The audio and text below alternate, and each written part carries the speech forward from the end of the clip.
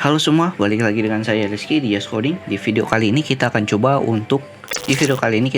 melanjutkan fitur dari CRUD yang sudah kita buat kemarin. Kita akan buat fitur terakhir, yaitu delete dari produknya.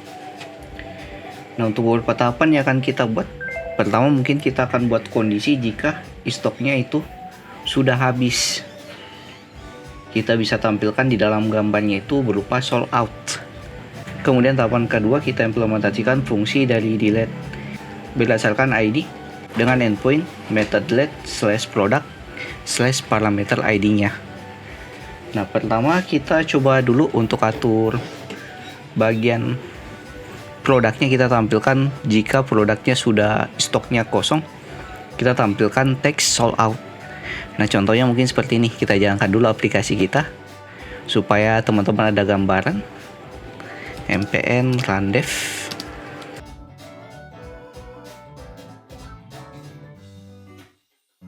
Oke, aplikasinya sudah jalan, kita buka.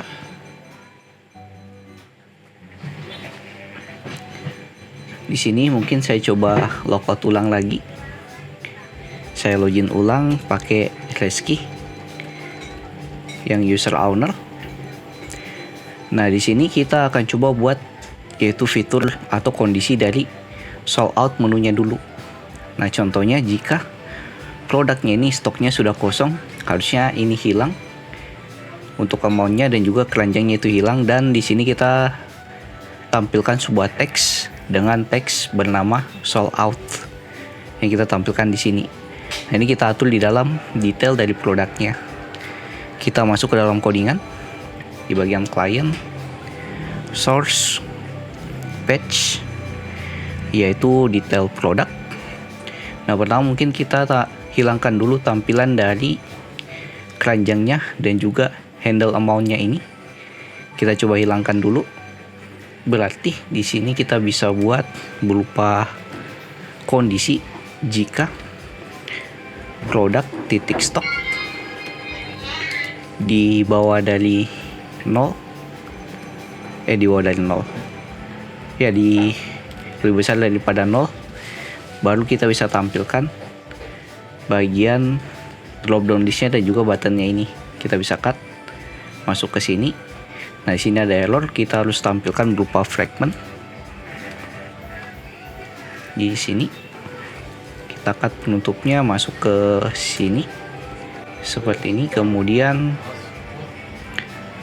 di sini harusnya kita gunakan dandan untuk pembuatan kondisi. Kita cek tampilannya. Nah, di sini tampilannya jika stoknya itu kosong, button keranjangnya dan juga button untuk amount-nya itu bakal hilang. Nah, tapi kalau kita masuk ke stok yang masih ada ke produk yang masih ada stoknya maksudnya. Nah, di sini stoknya masih 20 dan di sini ada amount dan juga keranjangnya. Nah, selanjutnya kita coba tampilkan fitur dari sold out menunya. Kita klik lagi di detail, kita tampilkan di sini sold out jika stoknya sudah kosong. Kita masuk lagi ke dalam codingan. Di sini kita bisa gunakan yang namanya position absolute. Di dalam gambarnya kita buat div dulu dengan kelas relatif.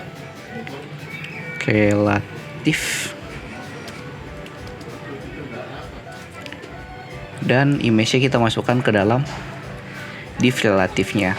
Nah, kegunaan relatif ini supaya nanti kita bisa tumpuk dari satu tag ke tag lainnya, yaitu untuk yang ada di sini yang berupa spam. Kelas kita gunakan absolute supaya nanti tagnya itu numpuk tampilannya. Dan kita kasih top 0 supaya dia mentok ke atas dan juga right-nya 0 mentok ke kanan. Kemudian background-nya error. Font-nya kita buat font bold supaya tebal dan 4XL teks 4XL untuk ukuran dari teksnya. Nah, di sini kita bisa gunakan kondisinya sekarang, kondisi dari spamnya ini.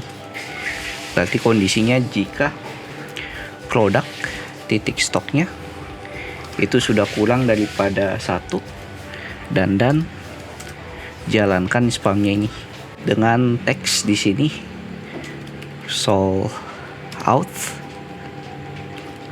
Kita save, kemudian kita cek tampilannya. Nah, akan tampil di sini sold out. Nah, ini tipe nulisnya sold out. Nah, dan juga kondisinya ini kita bisa gunakan juga di dalam cart produknya, yang bagian komponen cart produk. Di sini kita bisa tampilkan kondisinya di bagian image-nya ini. Nah, pertama kita buat div relatif dulu. Di bagian figurnya kita tutup, kita masukkan ini ke dalam div relatif, kemudian kita gunakan spamnya lagi yang ini setelah image. Nah, untuk ukuran teksnya yang ada di cart product kita ganti gunakan 2XL saja.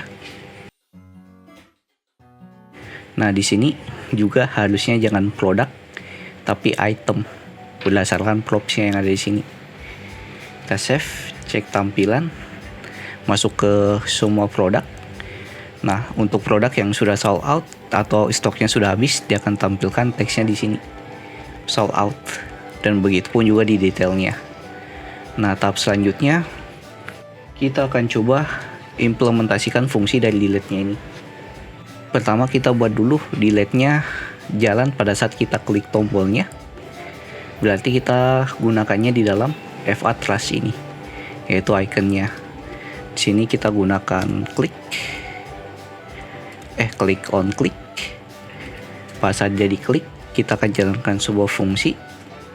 Kita tampilkan saja console log dulu berupa tes seperti ini untuk ngetesting tampilannya ini jalan atau tidak. Dari on kliknya kita cek, inspect, kita klik delete-nya. Oke, di sini ada error di cart product. Oke, hilang errornya. Kita klik dulu delete. Nah, ini tampil tes. Yang ini juga delete, tampil tes lagi. Nah, ini kita bisa delete datanya berdasarkan tombol delete-nya ini. Kita bisa masuk lagi ke dalam codingan. Kita import beberapa fungsi. Import seperti custom API. Dan juga kita import juga fungsi toast untuk Toastify-nya. Dan kita import juga fungsi use revalidator. Nah, jadi kegunaan dari use revalidator ini, dia akan menjalankan fungsi dari loadernya setiap ada perubahan di dalam codingan kita atau nge-trigger loadernya langsung. Jadi fungsi dari use revalidator ini itu untuk melakukan re-render lagi dari loadernya, karena di dalam product view-nya kita gunakannya loader untuk nge-fetch datanya. Jadi kita gunakan use revalidator ini. Kemudian kita jalankan ke dalam sebuah variable const sama dengan use revalidator. Nah, untuk fungsi use revalidatornya yaitu revalidate. Nah, kemudian kita tinggal lengkapi codingan kita yang di on kliknya. Kita bisa hapus konsolnya. Kita wait dulu. Custom API titik delete untuk endpoint delete produknya dengan URL product. Di sini kita bisa gunakan backtick untuk ambil nilai parameternya berdasarkan item titik ID-nya, ID dari produknya yang akan kita delete. Nah, di sini karena ada wait, kita gunakan async untuk mengatasi sinkronus. Async. Nah, setelah dia melakukan delete dari produknya berdasarkan ID, selanjutnya kita tampilkan toast-nya. Toast.info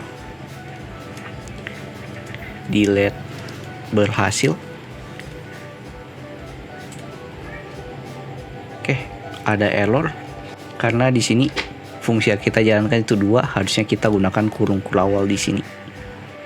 bukan kurung biasa. Nah, dan setelah melakukan penampilan dari toolsnya, kita di render lagi fungsi dari loadernya, yaitu menampilkan semua produknya lagi, tapi dengan data yang sudah berubah. Kita jalankan revalidate di sini. Nah, seperti ini. Kita coba tes jalan atau tidak. Kita reload dulu. Kita coba hapus produk yang ini.